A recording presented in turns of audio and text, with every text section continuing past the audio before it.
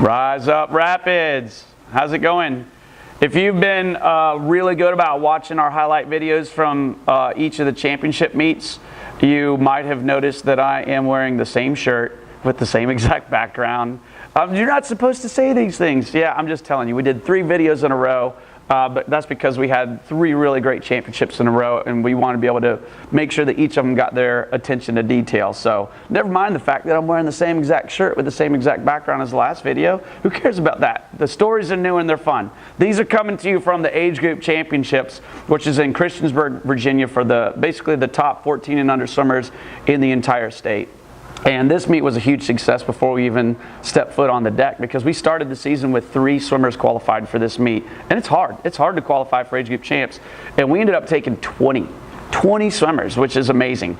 And they really did a great job. But you can read all about how fast they went in the news article. What you can't read about is some of the cool stuff that I'm going to share with you today. Like, take Emmy Wells, for example. Emmy is a sweet girl. She falls in the category of several swimmers who are really, really close to qualifying for themselves and just missed out. We know you're going to be there, Emmy, soon, but I'll tell you what, your presence was felt, girl, because Emmy took the time to make a word search with everybody's name and put it in there, and some fun keywords from swimming and stuff like that, and wrapped it up with a little ribbon and a pen and a nice little ring pop that you can, suck on and get a blue tongue from. And the kids were eating those ring pops all weekend long. They were doing the word searches together, and that was all because of the work that you did to help it bring them together. So Emmy, even when you're not there, you're still there. You're lifting everybody up. Don't ever stop that. That's amazing.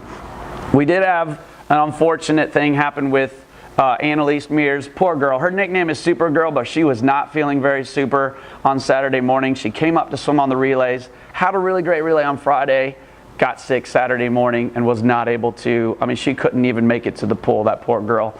And we were thinking we were going to have to scratch the relays until somebody pointed out that young Maggie Caton, who is a really good swimmer, was actually there cheering on her brother, Tyler, who was racing in the meet. So Maggie came through in the clutch.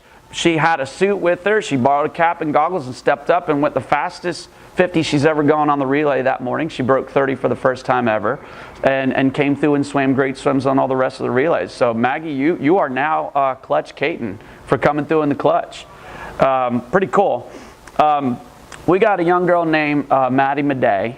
Now, if you know her, her sister, Emma, are the daughters of Coach Steve. And Coach Steve was at age group champs and awesome, bringing a lot of energy, standing really tall next to me, making sure everybody remembers how short I am. Thank you for that, Steve. But no, Maddie swam really great on Sunday morning, and she was right on the cusp of making finals. Now, she's only 11, so making top 16 as an 11-year-old would be amazing. She actually was first alternate going into finals, and they could have easily left after prelims and said, you know what, it's okay, you didn't make finals, let's go and be done. Thank you for a great weekend. And that would have been fine. But just being the good people there are and caring about their teammates, they decided to go ahead and stay and cheer on Tyler Caton in his 1650 throughout the afternoon. So they stayed 2 or 3 extra hours to do this. And it worked too, because she was able to count and help get Tyler excited. He dropped 50 seconds in his 1650, which was amazing.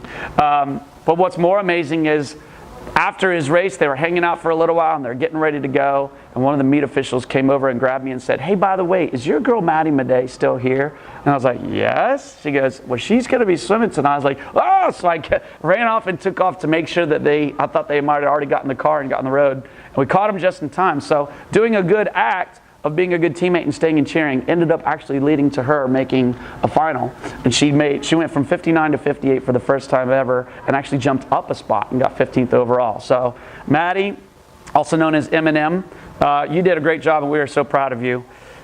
We do have a young man named Josh Farnsworth. So this was also on Sunday. Josh, also known as Thor, because he likes to drop the hammer on people. Also, he's got that sweet haircut that you can probably see on the front page of the website. Kind of looks like Thor a little bit. Josh had a huge 100 fly in prelims, and you're going to read all about it because he ended up getting 2nd overall at night and swam one of the fastest 100 flies in the country for 10 under boys. But what was cool was that he actually was tied for first going into finals. 110.76 with another boy named Chase Easton from ACAC. And Chase, kudos to Chase, actually took the time to come out and seek out Josh. And the two of them became friends and actually went together and talked for a while and decided on a walkout song for finals. So when you're at finals, you stay in a room and then they play some music and you get all fired up and you walk out, and the number one seed is the one who gets to do it. Since both of them were tied for number one, they actually became friends and chose a song together. I thought that was kind of cool, and I have a feeling those boys will probably end up being friends for years and years, even if they don't live in the same city.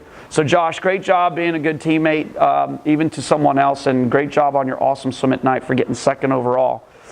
Finally, the last but not least is young Sophia Duggar. I think this is a funny story because, well, we call her Koala Bear, by the way.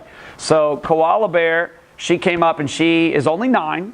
She swam her first ever age group champs, which is hard to do at 9 years old, but she was also on the relays.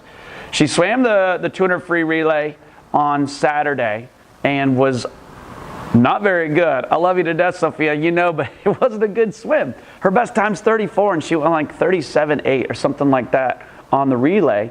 And I kind of asked her afterwards, like, what's going on? And she's just so sweet and unassuming. And she goes, I was just really scared of the deep end.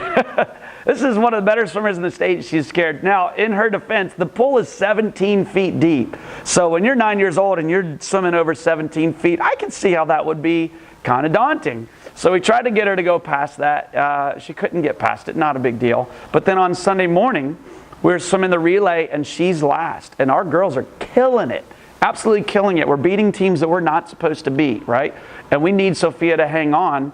And her best time, I think, was 1:21 going in. And she just takes off like a rocket and ends up splitting a 1:14 on the swim. And we're like, oh my gosh, Sophia, that was amazing. How did you muster that? How did you dig so deep to do that? And she goes, I just swam with my eyes closed the whole time because she didn't want to see the bottom. So it was really cute. So Sophia, great job on the swim. Way to overcome your fear. Swim with your eyes closed, whatever you got to do, right? So anyway, lots of great swims from age group champs. We got one more meet coming up this season, the sectional championships. We look forward to sharing some more about that pretty soon. But congrats on the great swims for our 14 and unders.